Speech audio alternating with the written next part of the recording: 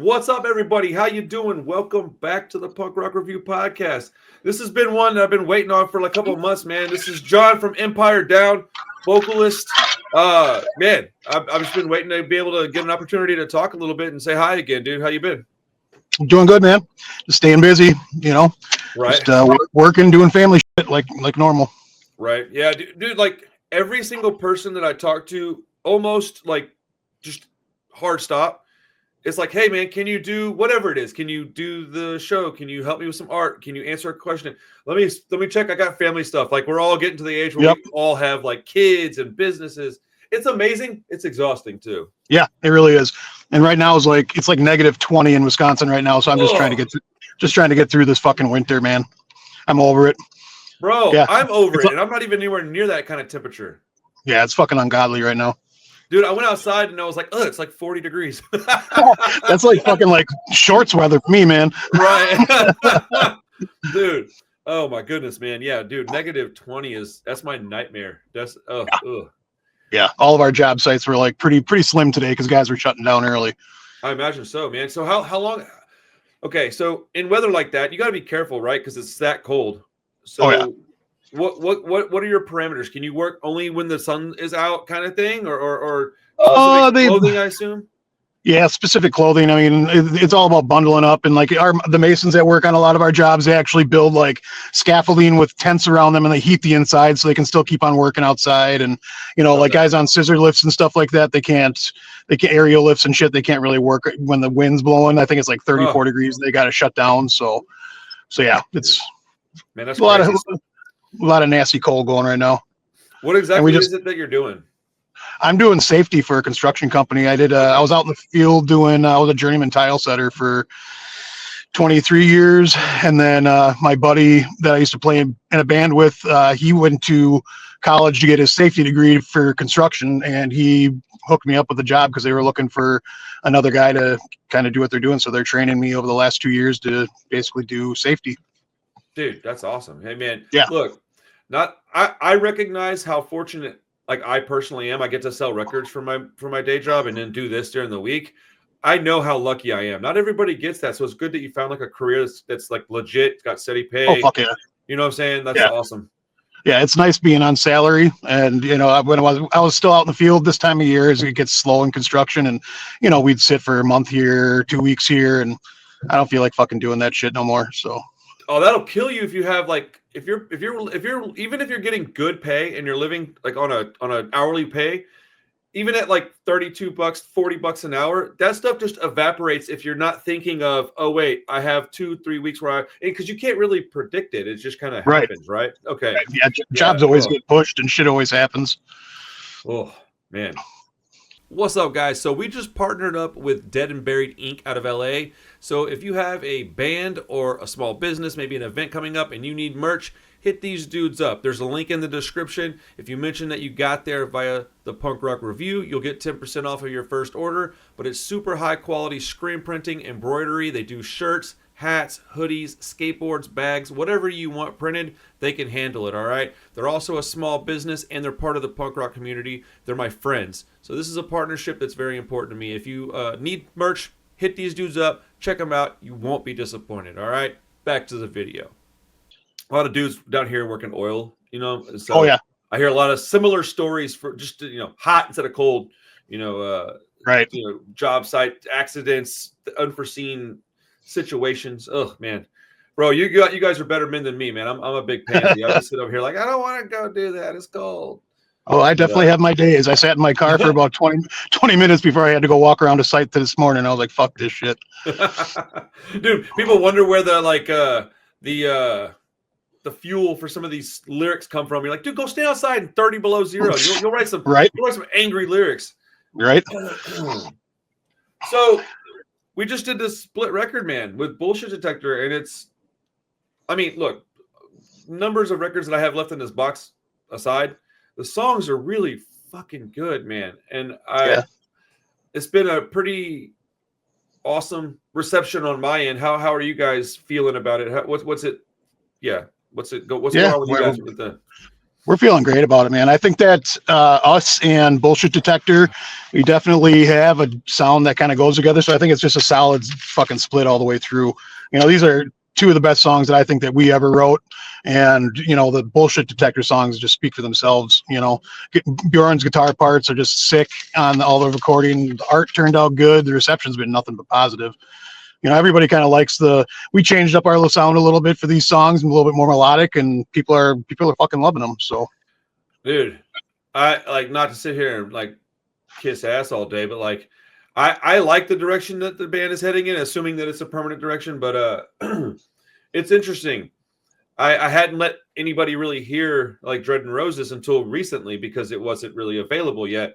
And so, but I had the records for a couple of weeks. So I was like, if I had a friend over, or I went to Austin to hang out with a buddy, I would show people these songs. And they were like, dude, where's this at? Where can I hear it? And so I'm really happy that the people are enjoying it, man. I did a little legwork, but y'all did all the real work. Obviously, y'all are the musicians. So like, it's awesome. No, you took care of us, man. You took care of us. You besides like, being just like supportive of like what we're doing. It was easy working with you, man. It was so easy. Like no headaches. It's just like, this is what I'm doing. This is how it's gonna go, and there's no fucking hiccups, and we love that. So, man, it's crazy, dude. Like I have a few bands, and I'm not trying to toot my own horn here, but like I have a few bands that I'm working with right now that's like the kind of the common feeling, and I'm really proud of that because I didn't know that that's just how it was. I assumed that people, and this is so stupid, this is how naive I am. I assumed that when you got with somebody that was like, hey, I want to help you, that they just helped you, and it wasn't like a big pain in your ass. I guess that's right. not the case, man, and that sucks, dude. Yeah, we've had like situations in the past with certain releases where we'd have to like, wait 3, 4, 5 extra months, or art got fucking screwed up. Just COVID kind of fucked some stuff up for us. When we were releasing some of our stuff. But yeah, I mean, working with 31 was like fucking easy peasy, man. That's awesome. That's good to hear, man. Okay, so tell me a little bit about these two songs because we've had Dread and Roses is the newer one. But yeah. Tell me a little bit about each of the songs. What is there a theme behind them all? I want people to understand these songs a little bit more because this is people's, yeah. Both songs, Empire Down's always been like a little bit of a political band, a little bit. We've kind of got that shit hidden in our lyrics a little bit, but it's always kind of been like a driving force behind a lot of the shit that we have going on. And with Burning Relics, I think that I had lyrics written for both of these songs, and I wasn't content with them 100%. So our guitarist Buck and I actually sat down and we had some like actual writing sessions with this shit where we didn't just like, okay, let's get into the studio and rush this shit and get it done. Where we actually sat down for like a month and a half, 2 months, where we met and just like, I work up in Minneapolis, so I was able to meet up with him nights and stuff like that. And we, I had certain lines that I know I wanted to use, like for Burning Relics, we have that opening line, like clenching my teeth through all this fear. And yeah.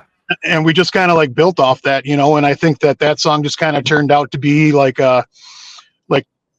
fuck the system, fuck these statues, fuck this government, fuck the way things are going. I think that there's a lot of people out there that are fed up with this shit, and like even like just the last month and a half of Trump taking power in this country, it's just like they're stripping everything from us, so it's like the more I see this shit burn, the happier I am.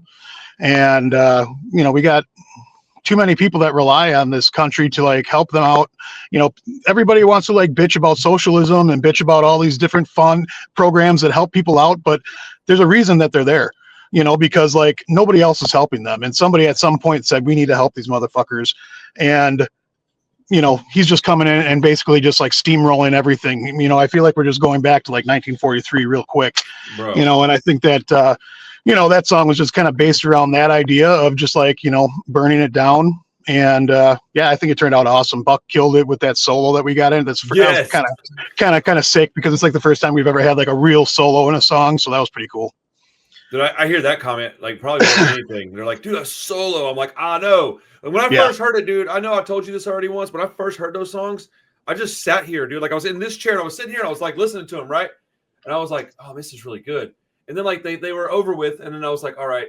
And I hit like go again, because it takes a couple of times to really like understand what you're listening to. And then before it was over with the second spin, I was just sitting like this. And I was like, and my wife, she's like, are you okay? I was like, dude, I'm very okay. I was like, I'm just like soaking it in. It's the same with Bullshit Detector. The same with a lot of the stuff that I'm working with. I'm pretty picky. I get a lot of stuff submitted to me, which is awesome. It makes me very proud that people care enough to send me their stuff. So, you know, and no disrespect to anybody that I've declined working with. I want to help my friends more than anything. And I've gotten to know you guys over the past couple of years. So like, you know, I don't just try to, but yeah, if anybody pays attention to your social media, that they can understand very quickly that politics is at least a part of your life to a degree where I would assume it would leak into your music. So. Yeah, I mean, we don't like to like really like. I mean, I'm more outspoken than a lot of the guys in the band. You know, I'm pretty vocal about my opinion. But you know, we've never tried to like make it like shove it down somebody's throat. You know, it's just we try to make it a little bit more like, hey, you know, there is positivity that we can find, even though you're feeling like, holy fuck, this shit's overwhelming. We got all this shit happening in this country and the world that is just like, fuck, man, I got anxiety from this. I've got fucking fear from this, but you know you got to be able to kind of stay in your own head and stay focused on what we have to do as the people that are standing against that shit. So that's kind of my theme behind it.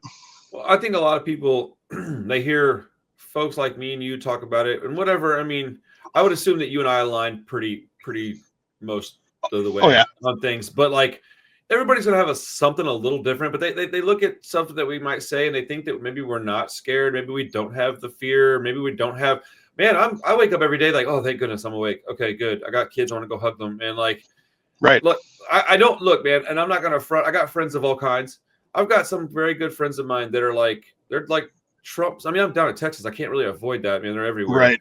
But that's like, the same up here, man. And I just don't understand it. And like, they'll talk about like this USAID stuff, and I'm like, okay, look, I understand that there's some corruption being uncovered, but that's everywhere within the government. It's just not a left thing only. It's a every government thing is corrupt in my opinion. Right. Oh yeah. To my understanding of it all, right. But there is a lot of stuff that's coming good out of this stuff, like you were saying. And Social Security, my mother lives on that. I know people that live on food stamps. I know people that live on just all these little like government aid ways that you can not be starving to death and living in a box, right? And it's none of it's perfect. I think all of it probably should be vetted a little bit and like gone through and fixed. Sure. But just chop it down and then be like, see, I'm saving us all this money. I don't understand how people are so fooled by this stuff, and it's so stressful. And we need music like this. Do we need songs like this to get us out of bed in the morning and help us trudge through the day? Yeah, I think a lot of it has to just do with ignorance. A lot of people aren't, you know, they just see Donald Trump, they see Elon Musk, they see these, you know, rich assholes, and they get kind of starstruck by them, or they get kind of sucked into their bullshit. And, you know, I think it just has a lot to do with ignorance, you know, and but that's also like a fear of mine, is that like that ignorance leads to the shit that we're kind of got going on. You know, I got one daughter that's a trans kid of mine, and I got one daughter that might be a lesbian, you know, so like they're stripping LGBTQ rights left and right. They're taking trans rights away, and it's, you know, that's shit that affects me personally, you know. And beyond that, like I can name you all of my friends that are being affected, or their parents are being affected in one way or another by this regime, is what I'm calling it. So I mean, they're behaving like a regime. I have another friend who's a pretty, I don't know, the adamant supporter of Trump, and he's got a trans child as well. And oh shit. Oh, what happened? Hey, sorry, I think I accidentally pressed a button. Oh, no worries. Okay, so like I got a buddy that's got a trans child as well, and he's a supporter of Trump, and I just can't wrap my head around it. Like Trump is very charismatic, dude. I don't want to sit here and spend the next 45 minutes talking about him or anything, but like you can't bury your head in the sand either. Like you have to at least acknowledge that we're in a really messed up space right now, and that without bands like y'all, people like me, and people like Richard and Ryan from Liberty and dude, people will never you have to have people that are willing to sit up and go, okay, look, I don't want to spend my whole day doing this, but can you not address that this is real? Can you not accept this? Right. And it is very interesting, man. Like interesting is a very mild way of putting it. I just, bro. Yeah. I'm just glad I can listen to a record today.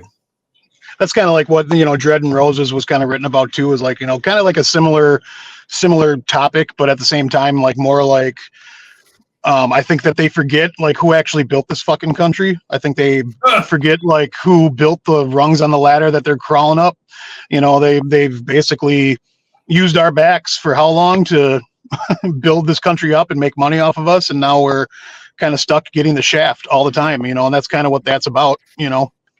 Well, as long as I've ever been remotely interested in political stuff, I've always understood that it had nothing to do with race. It's always been class, and that's the problem. Is that they're not letting they're shoving this race stuff in between us and going, see, it's race, guys. When in reality, all it is us poor folks are fighting now, and it's like, yo, calm down, bro. Like, you can support whoever you want to support, and you can support whoever you want to support, but can we please get on some kind of like level playing here and start talking about like at least supporting our local communities, because it needs to start locally, man.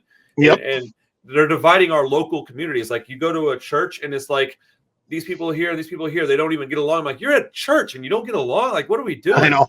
You go to a school and it's yeah, they got us fighting a culture war, not a class war. You know, and I think once we get to the point where we can push all the bullshit that they're feeding us aside and actually focus on the fact that, hey, we're all struggling. Right. They're not. When are we going to do something about this shit? You know? So, dude, I'm talking about all kinds of stuff pertaining to this with people, man. Even as much as like music is concerned with streaming platforms and stuff, and where there needs to be some changes made, but we don't know what kind of changes. Like, change needs to be made everywhere. There's always work to do. Is I guess the main driving point behind this conversation. There's always work to be done. Absolutely. At least there's people out here willing to do it. That's the main thing. I was telling somebody the other day, they were complaining about what was happening, and I was like, dude, didn't you vote for Donald Trump? And then he was like, well, yeah, but like, I'm like, yeah, you asked for this, man. I don't even want to hear it, dude. Leave me alone. Right. Like, I don't give a shit. Oh my god. I stopped voting like two elections ago just because I don't want to even be part of the system anymore. So man, it feels fruitless too, doesn't it? Like, even if I voted, but like I didn't really feel like it was doing any good, if I'm honest. I was just like, okay, yeah, here, okay, I'm gonna go back to my house now. Like, right. When I went to go vote, I pulled up, right, and I definitely don't look like your typical like country bumpkin out in Texas. So like, I pull up and I'm like, I get on my car and I got like a Rancid hoodie on, and I could just feel these people. They were staring at me, dude, and then like I go inside, I do my thing, and I come back out. And these ladies are just looking at me, and they're all standing around with these like I won't say MAGA signs, but they may as well have been. They wanted to seem like they weren't, biased, and I was just like, okay, have a nice day. Please don't follow me home. Like, I don't want you to know where I live. Right. Oh my goodness, dudes. Okay, so let's talk about something a little more fun right now. Fuck yeah. So okay, what are the plans for Empire Down for the next 6 to 8 months? You got anything going on your tour at all? We don't have anything lined up. We have a recording lined up with compilation, possibly. We got asked to be part of a compilation with Find Away Records. I've heard of Find Away. Yeah, and it sounds like Concrete Elite might be involved in it, and just a bunch of different bands. But it's one song from each band. So we're currently working on that song, and then. We got asked possibly to do an East Coast date that we're trying to figure out. And then, we're just going to keep on writing. We're all kind of busy as shit right now. Yeah. Our winter kills everybody. Everybody wants to stay inside up here and just not go out. So like, we're kind of hibernating right now. But that's kind of how we've done it since we've been a band. Winters are the hardest for us, and then we really write a lot once it starts getting warm outside.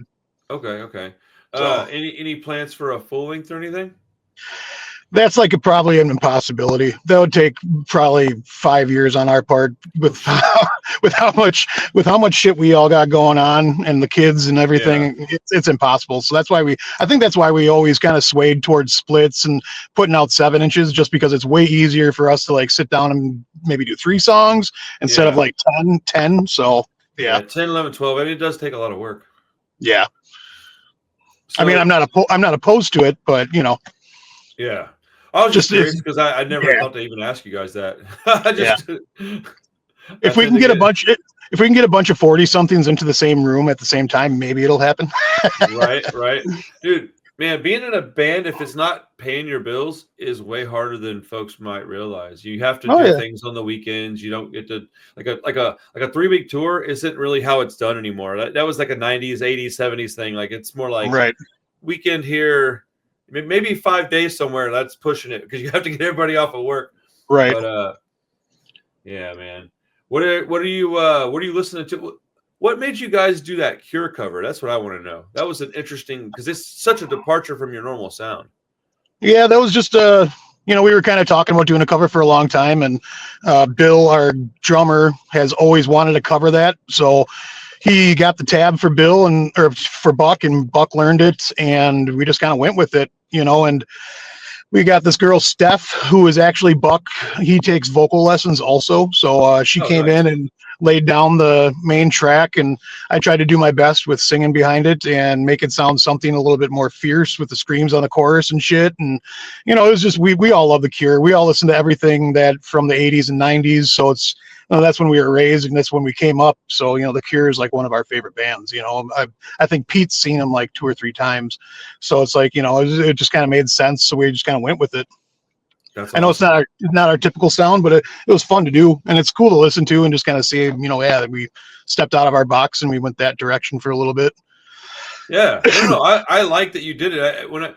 I'm not a Cure fan, and so Okay.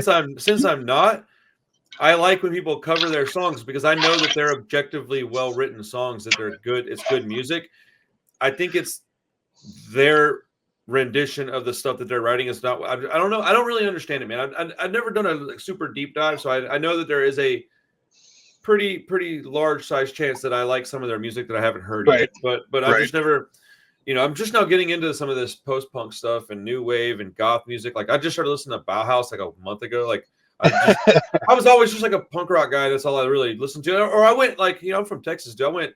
I went more into like country music when I was not listening Right. to punk. I listened to like Right. old slow ass country songs, which Right. fairly large group of people like that stuff too, I guess. Yeah, I love old country, even some Yeah. newer country. Sturgill Simpson right now is killing it. So Sturgill Simpson's cool, man. That guy's cool, yeah. just like outside of music too. He's a funny dude. Oh yeah, he is. I like dude, any country musician is willing to take some mushrooms, like and Right. like, write some music. Like Yeah, exactly.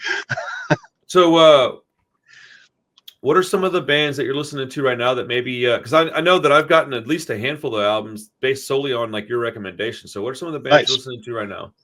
I actually knew you were going to ask this, so I made a list of stuff that off the top of my head. He's like, I know you motherfucker. I know you're going to ask me some questions like Yeah. this.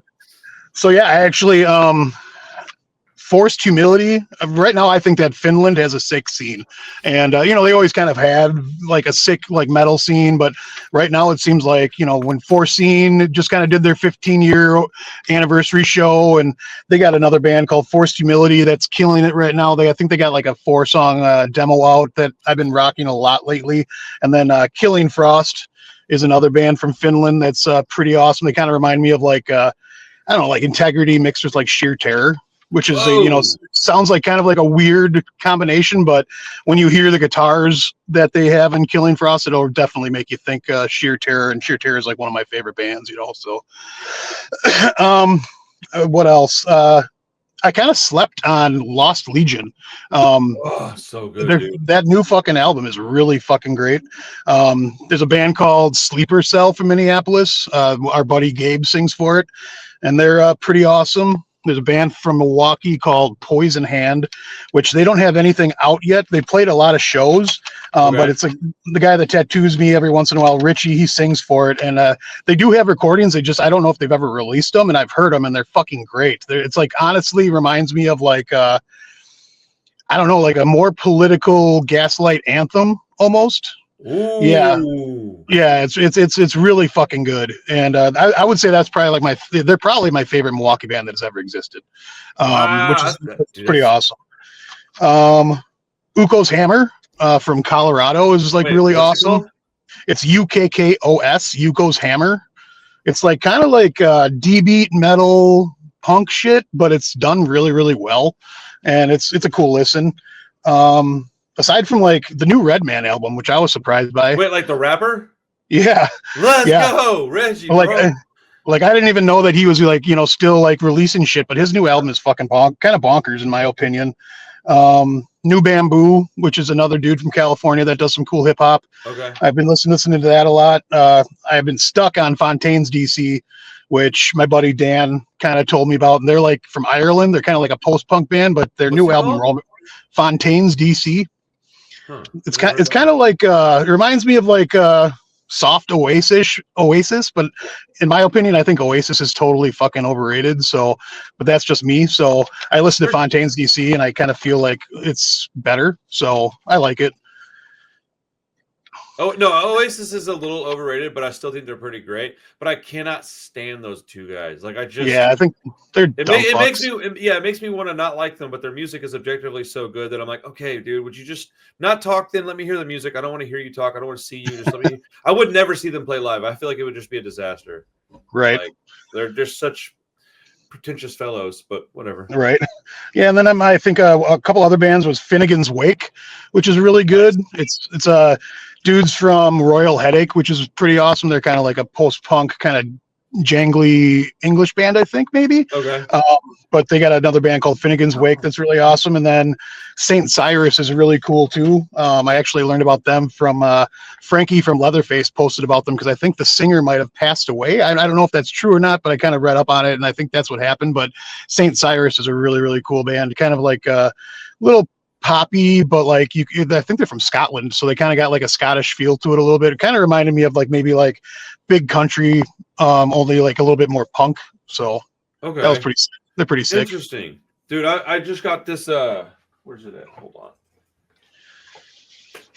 I don't have time to read a lot of like books. I have to listen to books more often than I listen to them while I'm cooking and stuff. So yeah, that's what I do all the time. It may take me longer because I'll have to like re-listen to chapters just to make sure I ingested the right, all the information. But like, it's easier than sitting down trying to read with all quiet and shit. I don't have the time for that. But this book is not available on audiobook yet. Days and Days, a story about Sunderland's Leatherface. I just started it. My buddy Nitty that I do some of the podcasting with, he showed it to me. He goes, "Look what I just got," and I love Leatherface. So I was like, "Oh shit, I didn't know that existed." So I went and picked that up. I'm pretty excited. That's awesome. That. Anything that Frankie's like talks about, I'm at least willing to hear once. So. Oh yeah, definitely. Yeah, Leatherface is untouchable, man. They're so good, bro. They're so good. Yeah, I've been reading a lot. My commute like makes me like have to turn on books on tape all the time. So I'm listening to books all the time. What kind of books do you like? True crime shit. Yeah. I just listened to one about the Kennedys, which was like basically all the women that they fucked over, like kind of like from like the time they came to America to RFK Jr., which was kind of a crazy listening, just hearing about like how shitty they were to women, which we kind of all maybe knew a little bit, but like it goes into real big detail about that. That was a good listen. Wow.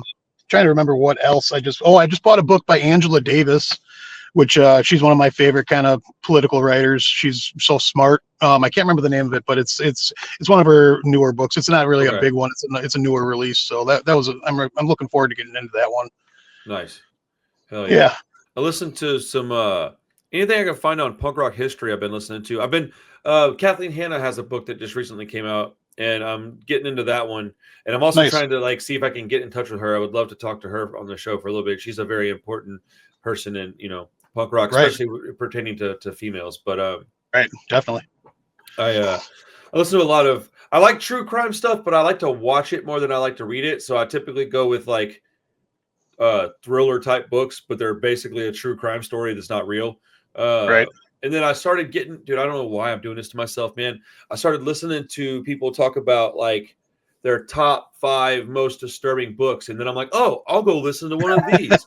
Like, and then I get sucked in because it's like really enthralling. And then I'm like, oh man, this is crazy. And then like, you get about 30-40% in, and then you are invested and you can't quit. And then it starts to get real fucked up. And you're like, oh. And so I'm not going to even say any of the names. I got three books that I'm reading right now, like simultaneously, because I have to dip back into some like punk history stuff to get to like palate cleanse.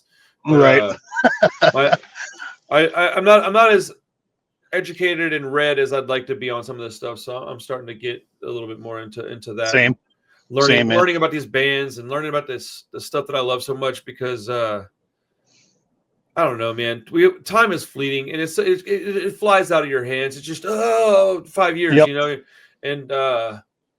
it's not that I think there's something valuable in just knowing stuff. It may sound stupid, but like I just feel like knowing stuff. There's so much value in that Oh yeah. because it keeps me calm. Just knowing stuff, like when people Well, kind of freak going out. back to what we were saying earlier in the conversation, you know, if you're not ignorant, a lot of times this stuff kind of just turns into common sense, you know, and I think, you know, knowing about the world, knowing about the scene, knowing about whatever the fuck you want to know about is a good thing, you know, and being, you know, like right now, like I've been diving into like the safety culture of construction for the last 2 years. And it's like, you know, it might be boring as shit, which a lot of times it is, but like me knowing all this shit does nothing but progress me to the future, you know. So like it can be anything, you know. I love picking up, like, you know, I got a bookshelf inside that I've read the books like 6 or 7 times each probably, you know. But that's like the best part is that you end up like memorizing this shit and it almost turns Right. into like how it affects you, you know. Yeah. Well, I mean, A lot like music. that's what people do with biblical texts and religious stuff. That's why they do that. Because it becomes part of you. It's just like what we're doing with this stuff. Right. Do you write in your books or anything? Because Oh, yeah. I grew up in the church, so I typically will be like, oh, I need a highlighter. My wife's like, well, I'm like, I might end up highlighting some stuff. Dude, folding paper over, sticking crap in my books. They end up being this thick, full of little bookmarks and notations. It's pretty cool, man. I enjoy learning. It's funny too because when I was like 12 years old, you couldn't have paid me to read a book. You'd be like, hey, man, go read. I'd be like, read. I want to go skateboard. Like, right. All right. What's your all-time favorite book? The Outsiders. Outsiders, great pick. That's a good pick. All-time favorite has to be The Outsiders. Yeah, that's a good one. Man, there's also one called God dang it, what was that book called? Chuck Hogan wrote it. It's like a heist book, and it just sucked me. There's one called Collision by a guy named Jeff Abbott, and these aren't like, you know, aren't going to teach you anything, but they're just fucking good. Oh yeah. You want to zone out, man? Go pick up Collision. The cover said Die Hard meets Quentin Tarantino, and I was like, there's no chance it's that good, but you sold me, and I grabbed it. Right. And then I found out he was a Texas author, so I was like, oh, I'm a little more interested now, dude. I think I read the whole book in 3 or 4 days, and it was like 400 pages, and I just went right through it, bro. It's just an easy read, but yeah, that's awesome. I also like, let me think, that book Smash, I think is what it's called. It's a punk book. I wish I could recall this stuff easier, but if I had to just pick one book to keep with me my whole life that was like nonfiction, it would be The Outsiders. I would just, because it's pocket size, I can read it over and over and over and over. It's such a great story, man. It's yeah. What's your favorite book? I've always said Monster. It's written by, I think his name is Cody Scott. He's actually a ex LA gang member, and it's basically about his life in the Crips and Bloods and the Pyrus out in California, and just like his like childhood and kind of like getting into gangs. And it was one of the first books I actually can remember reading it in my parents' house when I was a teenager. It was like one of the first books that actually I sat down and was like, damn, that was fucking great, you know. And I can remember sitting there and being like, I'm going to start it again. I read it again like 2 times in 1 week, and that was actually what made me kind of get passionate about reading, was that book. So that's always been my favorite book. So oh, that's awesome. I just Googled it right when you said that, and I was like, oh, I think I've actually seen this book. I don't remember where, but I've seen it somewhere. It might have been in a bookstore, but I think it's a cool autobiography. You ever heard of a man named Edward Bunker? Yeah. Okay, so I like a book called, like, a top 3 book for me. I almost said Dog Eat Dog when you asked my favorite book, but that's why I stopped and pivoted to Outsiders is always my favorite book. But Dog Eat Dog is probably like a 1B to that, man. It's Edward Bunker wrote it. If you read Dog Eat Dog and then you go watch Reservoir Dogs, you'll understand that Quentin Tarantino was a fan of that book when he wrote Reservoir Dogs. And Edward Bunker is the old man, and people don't know who he is, but he's the old man in Reservoir Dogs. I can't remember which character he was, but he's kind of got like feathery hair and a mustache. But he was a real prisoner that spent real time in the penitentiary, and I think he knew, what's his name, the dude with the big Latino lady on his chest. Trejo. Trejo. Yeah, I think they knew each other, and nice. Yeah, man, what a weird little world that is, man. And then they end up being picking making movies and stuff. It was actually pretty funny. We watched a movie with Danny last night, which I was kind of actually ashamed to. I'm actually ashamed to admit this because my wife and we love Point Break and we love Speed. For some reason, those two movies, like once a year, we watch those. Yeah. And she had never seen Con Air. So we watched Con Air last night, and she had fought me for I don't know how long. She hates Nicolas Cage, so I was like, "Yeah, we don't gotta watch it." For like the last 8 years, I've been like, "Let's watch Con Air," and we finally watched it last night, and Danny was in it. So yeah, and she actually loved it, so it was pretty cool. Dude, Nicolas Cage is my all-time favorite actor. Yeah, he's pretty awesome. Dude, he's so ridiculous. Have you seen that new movie that he's in, Pig or whatever it's called? Oh, I love that movie. Dude, it was so creepy and awesome. Oh, it's so good, dude. It's so good. I love that movie, man. It was so weird. Like it was just because you think it's gonna be all John Wick-esque, and then it doesn't end up being that way, and you're like, huh. Like, right. This poor bastard, he was real sad. Like, yeah. Yeah, Nick Cage is an interesting fellow, man. Did you watch that one that he just did, the Long Legs? Oh no, my daughter watched it and said it was good, but I haven't watched it yet. Man, that movie fucked me up, dude. I watched it like 3 times in the theater. That's what she said. She said she was watching it down in her room with the lights off one night, and she ended up scaring the shit out of herself. So yeah. Oh, dude, it's like a slow burn, but it's so deliberate, and it's the sound design is messed up in it, like in a good way. Like it's I don't know that I called it creepy. I think I said it was disturbing. Like it really fucking bothered me, dude. It was like, oh, right. I'll probably watch that. Probably watch it this week. My wife's out of town, so I'll probably throw that on one when she's gone because she hates that shit anyway. So, my wife, she would hate to admit this, but she's grown to love it being with my dumb ass for all these years. What are your favorite movies? You got like a couple that you just always favorite movies? Shawshank Redemption's up there. Ooh, that's a heavy one. Yeah, that's a heavy one. Dead Poet Society. That's one of my favorite. I think that Robin Williams was pretty much amazing all the way from front to back. Anything he's ever done. Quentin Tarantino's like his whole catalog is perfect. White Squall is one of my favorite movies. What is that? It's an old movie from I think like the early '90s about a bunch of troubled teens that have to go sail a sailboat around the world. And wow. I think it's Jeff Bridges that is the captain, but it's just like kind of like all about brotherhood and just like all the shit that happens along the way. And it's a good movie. Yeah, definitely something to watch. You know what? Writing that down too. I love, dude. Jeff Bridges is awesome.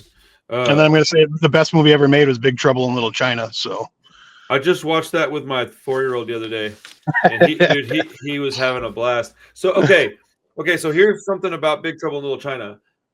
I took like 4 grams of mushrooms, and I was like, I was having like, dude, like this is funny. I was having a full-on midlife crisis. This was like 3 years ago.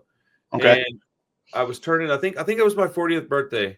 And I just was full on, like I was fucked up in the head, man. Everything was bothering me. I was worried about my life. COVID was happening. So my brother hooked it up and I got some really good quality mushrooms. And he's like, hey man, take like 6 grams. And I was like, okay. And I have a history with drugs. So it didn't sound crazy to me. And then I get home and I'm thinking about it. And I'm like, that seems like an awful lot, dude. And I was like, I think I should not do that. So I divided it into 2 gram portions, and I was going to just take them and have 2 grams for other exhibitions later. So I take 2 grams, and like a half hour, maybe an hour goes by, and nothing, dude. And I was like, oh man, maybe these aren't. So I take 2 more, and then as soon as I take them, within a few minutes, this stuff is hitting me like a brick. And so I'm like, okay, I need to like zone out and watch a movie. And for whatever reason, I picked Big Trouble in Little China, and it rocked my world, dude. I'm sure, man. Oh. Dude, when that dude explodes, it looks like lettuce comes out of him. That's like I laugh my ass off every fucking time I watch that shit because the effects were so sick back then. I laugh about a lot of stuff in that movie, dude. Pretty much anything that Kurt Russell does is fucking hilarious. His one-liners are perfect throughout the whole movie. So dude, I've watched that movie probably 20 times. I cannot get over that dude's boots, man. They drive me nuts.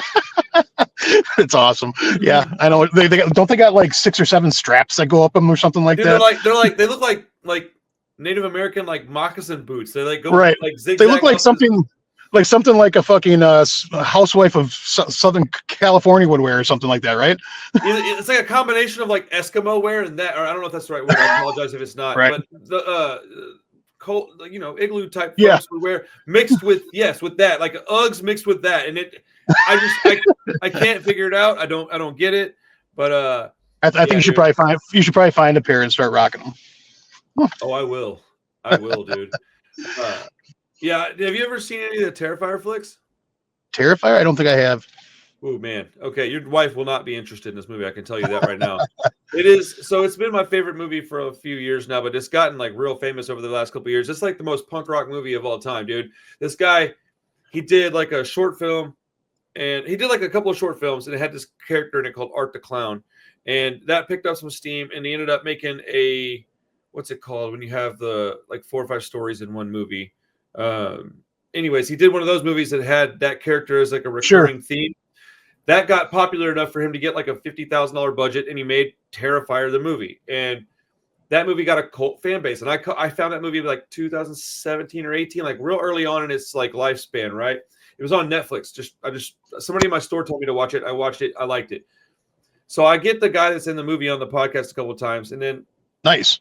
It was awesome, man, because I really loved it. And so then we were talking, and they're going to do the second movie. And they're like, yeah, we got about 150,000 into it. If we can just make back like, a few times, if we can make back $500,000, that would be wonderful. And it comes out in the theaters the same time that Halloween ends. Like it comes out a week before that.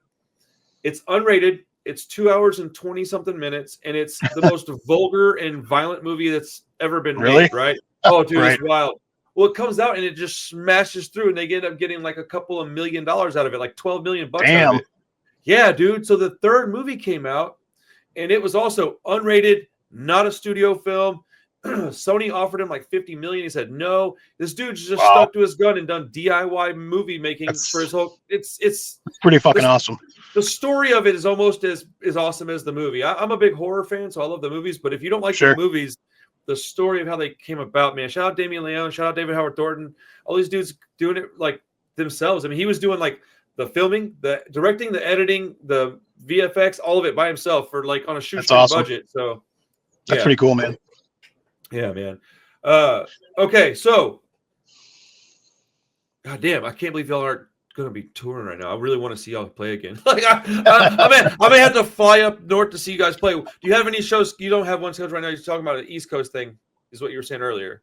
Yeah, we finished up 2024 with we had a big show with Gorilla Biscuits, and then we played a big fest for a record shop up in Minneapolis with Victory and No Guard, and this it was a pretty sick show. And those No Guard kids are pretty awesome, and Victory are dudes, so that was a fun show, and it was kind of like a 3-day fest, and that was fun. And then we did like a coat drive at the end of this right in the middle of winter, right at 2024's end, with our buddies in Slow Death, so that was pretty cool. What kind of music is Slow Death? Slow Death is kind of like Leatherface-ish a little bit. Wow. That kind of vein of punk rock. Yeah. Noted. Melodic shit. Is there stuff online anywhere? Yeah, I think it's on Bandcamp. They got a bunch of releases. It's my buddy Jack. He used to play in a hardcore band called Solidarity that my old band used to play with all the time. Okay. Yeah, I'll have to check that out, man. I love like that more how would you describe a band like Leatherface? I don't even know what to call it. It's like this like drony sad punk, like it's like Midwest emo. It reminds me a little bit of Hot Water Music ish, that kind of vein of shit. Their early very shit, much. Yeah. But yeah, that's why I kind of fucking love them, just because they have weird ass fucking lyrics that make sense to me for some reason. Because of like when like Haagen-Dazs can cause infarctions, like what the fuck does that even mean? But for somehow it makes sense to me. So. You like Hot Water Music, huh? Yeah, I've seen them a bunch of times. You like that orcore stuff? I love that shit, dude. Like, I think you like American Steel. Yeah, I actually saw them. Where did I see them at? This was a while ago. They've been around for a while, haven't they? Yeah, they've been around for a long time. Yeah, I think I saw them up in Milwaukee at one point. I think. Oh, they're so good. How do you feel about Murder City Devils? Fucking, that's like my wife's favorite band. She's seen them like she used to live out in Denver, and they play out there all the time. And I bet she's seen them like 20 times. Dude, that's one of the like hope I could get those dudes one day on the show type bands. I Right. love that band so much. They're so unique, man. Right. Like there's bands that you think, oh, they sound kind of like Murder City Devils. You don't say that about Murder City Devils. They don't sound like anybody. I was gonna say that band Poison Hand from Milwaukee, they kind of have like a Murder City Devils vibe to it, but more punk and more melody a little bit. So Yes. Well, I've got some homework to do, bud. I'm gonna make a whole episode on this shit. Hell yeah. What do you like to do in your free time, John? What are you doing when you're not working? Are you hanging out with the family? Are you barbecuing? Oh, fuck, not in this weather. You're not. yeah, we had a warm spell where it was like 35 degrees, so we had a barbecue and Yes. a bonfire like 2 Saturdays ago, which was kind of nice. Me and the wife sat out there till like 1 a.m. and just had some drinks. But yeah, just when right now we got snowshoes this last year, so we do snowshoeing now that we actually have What some is that? snow. It's just like when the snow gets too deep out on the. I do a lot of hiking. Oh, okay, cool. We kind of live in an area that like in any direction you can find like pretty awesome hiking trails like within like 20 minutes that are like really kind of like out in the middle of nowhere. So Okay. like in the winter, I still like to go out there with the dogs and shit like that. So snowshoes are kind of nice. So it's just basically makes hiking easier. So Okay. So you're outside quite a bit then. yeah, I love the outside, man. Like in the summer, we're pretty much at the lake every single weekend. So Hell yeah. Dude. yeah. Whenever I have a long week of sitting at the desk, because I do a lot of this now, man. Like I spend a full-time job's worth of hours. And dude, every now and then I'll get like overwhelmed or something. And whenever people say like, oh, dude, touch grass, I understand that to such a degree because I'm like, Yeah. oh, I got to go outside. Even if it's 110 degrees, I don't give a shit. Let me go outside and go take a bike ride or something. Let me go walk to the gym and do 20 minutes on the elliptical. Like anything to get me sunlight, trees, grass, smell some outside, nature. I can feel that, man. I spend like there's days like once a week I have to drive to one of our jobs. It's 3.5 hours one way. Woo. So like, but by the time I get out of my car, just going there, I'm like, fuck this, man. I got to get out, stretch, take a fucking walk around the site before I even talk to anybody. And yeah, I get it, man. Ergonomics is important. I love being outside, man. I like riding bikes. I can't run. I wish I could run. My knees won't do it. I spent too much time skateboarding as a young man. I was a tile setter for 20 years, man. I can't run. My knees are shot. You were a what? A tile setter. Oh, tile setter. Like getting down on your hands and knees and setting tile on the floor? Yeah, we did a lot of big work for like we did like the Milwaukee Bucks Stadium, like a lot of hospital work and shit like that back in the day. So those are huge buildings too. That's a lot of work. Oh yeah. Man, fuck that, dude. Yeah, it sucked. But yeah, dude. I got a decent pension from it coming eventually. So nice. Okay, that's cool. See, I don't even understand that stuff. Like, here's a topic that people may need to know something about. Explain to me what a pension is, because I've always been a poor kid that worked hourly jobs, never heard of a pension. I don't really know what it is. It's pretty much hourly, like the way that my pension worked. I was part of the bricklayers union for 20 something years, and the tile setters were kind of like part of that. And it basically the way it works is yearly you put in a certain amount of hours, and a certain amount of those hours represent a portion of money getting put into the pension that you are basically loading every year. So like, I think that in the 20 years that I did it, I got something like 43,000 hours in it or something like that, or 40,000 hours. So, eventually they break that down into an equation and you get a certain amount of money every month for your retirement. So. Okay, so it's kind of similar to a 401k, but okay, that's what it sounds like. Okay, but it's like pretty much guaranteed. That's the sweet spot right there. You get it guaranteed. Right. Is it calculated into your yearly salary, or is it just something that's part of it's like a perk of the job thing? Yeah, it's kind of like insurance, how insurance comes out of your paycheck. It's like your payments going into the pension fund go out of your checks every check. I mean, look, dude, most people are financially ignorant. We need stuff like that. Like, I'm not trying to be funny. Like, people need things like that, like a 401k. I wish I had a way to, working for myself, I don't really have a way to do that, I don't think. But I have a small. You actually can. I think you can. You can invest in a 401k if you wanted to without having a company behind you. Yeah. And I'm not what I would consider like financially literate by any means either. I'm not claiming that I'm anything. I'm dumber than a box of rocks when it comes to it. I'm lucky to have a wife that kind of guides me through it. So me too, dude. Me too, man. The wives are so necessary. Like, I think we need to be okay with accepting that we're all different, but that we're all important. I think that's where a Oh, lot of people fall apart, is that they're like, oh man, people, whatever. It's another, long conversation, but yeah, man, I love that my wife helps me with this stuff. I would fall apart without her here, man. oh Like, yeah. I know that's kind of how it is with this week. She's actually down in Alabama.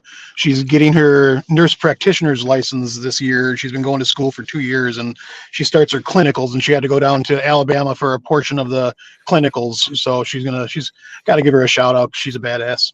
hell yeah, dude, that's awesome, man. Well, shit, dude, it's 5:30 already. Damn, that went by I know, fast. right? That Goes went by quick, man. really, yeah, it does, man. I appreciate you, man. I love your music. I love your band, and I think what you guys are doing is great. I hope that you get the opportunity to do some more touring and writing, and if not, what we've got is amazing. I sincerely appreciate it, man. And There'll be more from us. It'll just take time, you know. We're hell yeah, all taking some. We all agreed to take a break through the winter, and we'll be back once spring starts and start writing some more stuff. So, dude, it's funny because spring in reality is like April, but like right. I'm in Texas, so to me it's already spring. I'm already like springtime. Oh yeah, the rest of the world is waiting on spring to get there. Well, you know that you boys always have a home at my label, so if you need anything from me, you let me know. Fuck yeah, man. Anything Hey, you want to man, say you've before we done a get out of lot for here? us. Yeah, I just want to say thank you to you, man. Oh, This dude, last split man. is awesome. It turned out great.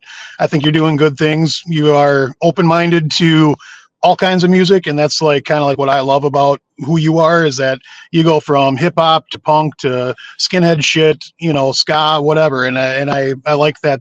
That's part of the scene that I love, is just like having that open mind and pushing this kind of shit. You're doing good things for, bands that are normally not on like a broad scale to be seen, and you're trying to make it happen, and that's pretty awesome, and I applaud you for it. And what you've done for Empire Down has been nothing but grateful from us. So Hell yeah, dude. That's very humbling, man. Like, it's funny you say that because I get called narrow-minded all the time, and people are like, "Oh, you only." It's because I'm like, my favorite stuff is like '90s epitaph shit. I can't help that, but like, I appreciate that you recognize that I'm willing to listen to, help oh out, yeah, and put out just about anything. It's good as good, man. I don't really care. fuck yeah, Awesome, dude. Well, shoot, man.